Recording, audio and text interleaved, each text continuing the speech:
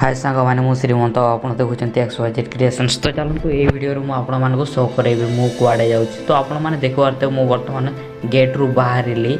तो गेट रु बाहर मु बर्तमान चाहिए ट्रेन को चढ़ी। तो चलते देखा ट्रेन रे चढ़ी श्रीमंत कुआडे जीवु आपण मैंने शौक हो आपण मैंने जानी द्वितीयपुरी बारिपदा जानी मयूरभंज हुए। तो चलतु मु बर्तमान बालेश्वर मयूरभंज ट्रावेल कर।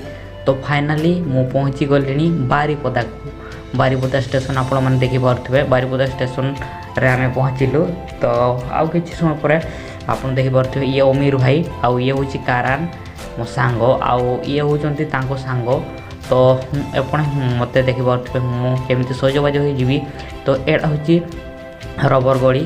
तो एटा आमे बर्तमान पाइले गोटे ऑटो से ऑटो साहाय्य आमे बर्तमान जीवु ऑटो साहाय्य बर्तमान जीवु आमे बांठिया मंदिर को। तो चलतु नडेरी करी आपण माने मध्य मो सहित आसतु देखिए। तो चलतु एमाने चली मु भी तांको पछे पछे चली।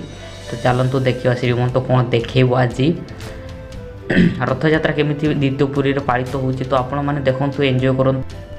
सकाश आपण मैंने देखिपे जनसमागमर अभाव हो केमी ता भितर श्रीमंत जे केमी पहुँचब तालध्वज दर्प दलन आ नंदी घोषर से रथ पाखक